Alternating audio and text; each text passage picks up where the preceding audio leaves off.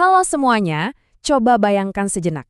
Kita melompat jauh menembus waktu ke tahun 2050. Kita bakal melihat langsung gimana kecerdasan buatan atau AI mengubah dunia kita secara total. Siap-siap ya, karena eksplorasi kita hari ini tuh benar-benar luar biasa. Dan jujur aja, bakal mengubah cara pandang kita soal teknologi ke depannya. Nah, mari kita bandingkan sebentar. Sekarang ini kan kita ngerasa AI udah canggih banget ya kan?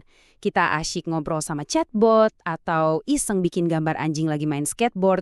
Keren sih, tapi coba bandingin sama apa yang nunggu kita di tahun 2050 nanti. Kita nggak lagi ngomongin sekedar asisten nulis atau pembuat gambar lucu. Kita lagi ngomongin kemampuan memecahkan masalah yang saking hebatnya, bahkan belum bisa kita bayangin sekarang. Bayangkan, AI yang benar-benar menyelamatkan nyawa manusia setiap harinya. Oke, biar kebayang arahnya, ini agenda kita hari ini. Kita mulai dari gimana AI mendefinisikan ulang kehidupan sehari-hari, terus masuk ke transformasi medis. Habis itu kita bahas evolusi teknologi selanjutnya, dan ditutup dengan pembahasan menuju singularitas. Yuk kita mulai? Bagian pertama, mendefinisikan ulang kehidupan kita. Gimana sih AI bakal mengubah masyarakat secara luas? Banyak ahli memprediksi kalau hubungan kita dengan AI bakal naik ke level yang sama sekali baru, yang bahkan bakal mendefinisikan ulang apa artinya menjadi manusia. Serius, di masa depan kita nggak akan lagi ngelihat AI cuma sebagai mesin pencari pintar atau kalkulator super. Di tahun 2050, AI itu bakal jadi kayak temen beneran. Coba bayangin, kamu main game bareng AI yang levelnya otomatis nyesuaiin sama kemampuan kamu, atau punya sahabat virtual yang bener-bener paham banget sama selera humor kamu. Interaksi kita sama mereka bakal terasa sangat natural.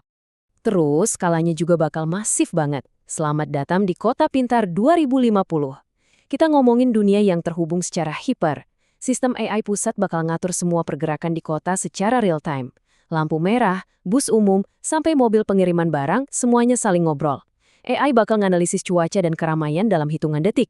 Hasilnya, perjalanan kamu ke kantor bakal jauh lebih cepat, kemacetan itu cuma tinggal dongeng masa lalu, dan jalanan otomatis jadi tempat yang jauh lebih aman.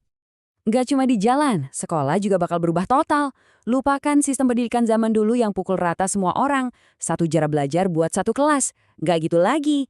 Di 2050, AI bakal nganalisis kelebihan, kelemahan, dan passion unik tiap individu. Jadi entah kamu masih sekolah atau orang dewasa yang lagi belajar skill baru, kamu bakal dapat rencana belajar yang benar-benar dipersonalisasi. Kamu bisa menyerap ilmu dengan pace kamu sendiri. Nggak ada lagi ceritanya merasa ketinggalan pelajaran atau malah bosan karena kelamaan. Sekarang kita masuk ke bagian kedua, transformasi medis dan biologi. Peran AI dalam perawatan kesehatan. Di sini dampaknya benar-benar krusial. Mari kita bedah prosesnya pakai contoh penyakit Parkinson. Kalau sekarang, pengobatan seringnya cuma bisa merawat dan mengelola gejalanya aja kan? Tapi di 2050, AI bakal mengubah perawatannya jadi penyembuhan nyata. Gimana caranya? Pertama, AI menganalisis miliaran data genetik kamu dalam hitungan detik. Terus, dia cari tahu di mana persisnya letak mutasi gen penyebab penyakit itu. Dari situ, teknologi pengeditan gen langsung masuk buat mengoreksinya di tingkat sel. Dan, penyakit itu sembuh dari akarnya. Ini benar-benar lompatan raksasa dari sekedar merawat menjadi menyembuhkan. Pendekatan presisi kayak gini juga bakal jadi game changer buat perawatan kanker. Praktek coba-coba obat yang bikin pasien capek dan menderita itu bakal hilang sepenuhnya. Melalui analitik tingkat dewa, AI bakal menganalisis susunan genetik unik dari masing-masing pasien secara presisi, lalu memprediksi mana pengobatan yang paling ampuh buat mereka secara spesifik. Dengan pemantauan real time, ini adalah pengobatan super akurat yang bakal ngasih umur lebih panjang buat pasien tanpa efek samping yang nggak perlu.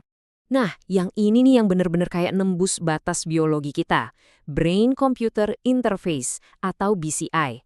Singkatnya ini adalah sistem yang bikin otak manusia dan komputer bisa komunikasi langsung secara dua arah. Kedengarannya kayak di film fiksi ilmiah ya, tapi ini nyata. Ini adalah persimpangan paling menakjubkan antara AI mutakhir dan sistem saraf pusat kita. Peran AI di sini tuh penting banget buat bikin BCI jadi praktis buat dipakai sehari-hari. Mulainya dari ranah medis dulu, di mana pasien lumpuh bisa mengendalikan perangkat atau bahkan menggerakkan anggota tubuh robotik dengan mulus cuma pakai pikiran mereka. Tapi tunggu, menjelang 2050, BCI bukan cuma buat ngembaliin fungsi yang hilang. Ini soal nge-upgrade kemampuan alami otak kita sendiri. Bayangin, kamu bisa manggil ulang memori masa lalu dengan super jernih kayak lagi muter video, atau kemampuan problem solving kamu tiba-tiba meningkat tajam, kayak punya otak dengan kekuatan super. Keren banget kan? Oke, sekarang kita percepat temponya masuk ke bagian ketiga, evolusi teknologi berikutnya. Gimana AI memperbaiki dirinya sendiri? Buat jalanin semua keajaiban tadi, AI butuh mesin yang jauh-jauh lebih kuat. Jawabannya adalah AI bertenaga kuantum. Komputasi kuantum ini bikin sistem AI mampu memproses data yang luar biasa raksasa dengan kecepatan kilat. Tapi yang paling bikin takjub, kekuatan kuantum ini bikin AI bisa bikin lompatan logika, merancang ide kreatif, dan beradaptasi dengan cara yang bahkan otak manusia nggak bakal pernah kepikiran sama sekali. Mari kita bawa konsep komputasi yang rumit tadi ke dampaknya di dunia nyata. AI kuantum ini bakal ngubah pondasi ekonomi kita.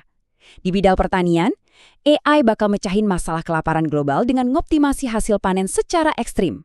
Di pabrik, AI bahkan merancang proses manufaktur yang super efisien, memangkas biaya operasional sampai titik terendah. Dan di jalanan, AI bakal jadi otak super yang memproses jutaan variabel dalam sekejap buat mastiin mobil otonom berjalan 100% aman tanpa tabrakan.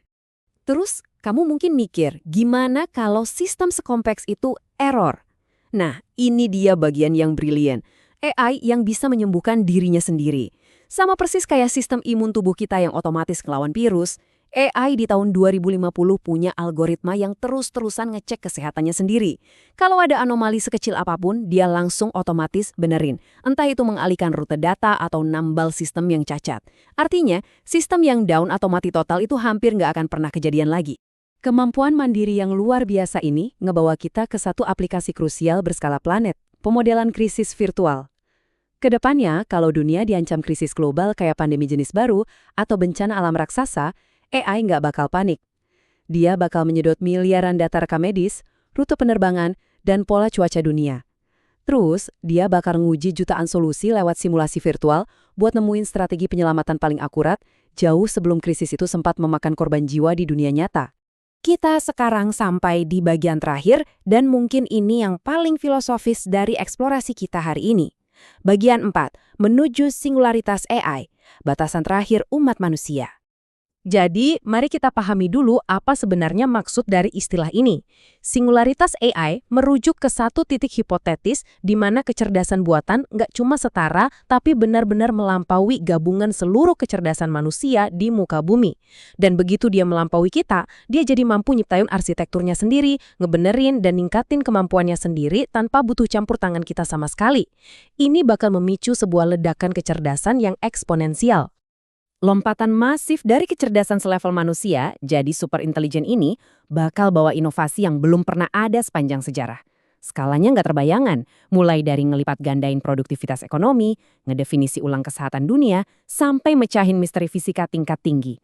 Tapi tentu aja, kekuatan absolut kayak gini mengharuskan kita, umat manusia, untuk melangkah dengan kehati-hatian yang sangat amat mendalam. Kita harus pastiin kalau tujuan AI tetap sejalan dengan kelangsungan hidup kita. Penting banget buat diingat nih, mencapai titik singularitas ini, entah itu bakal jadi utopia atau malah bawa risiko besar, bukanlah sebuah takdir yang udah pasti. Masa depan kita sangat bergantung pada gimana kita mengelola 3 pilar utama. Pertama, seberapa cepat teknologi ini dipacu. Kedua, seberapa ketat aturan yang kita buat biar AI tetap beroperasi dalam batas aman. Dan yang ketiga, gimana sikap masyarakat kita sendiri dalam menerima entitas yang jauh lebih pintar dari kita.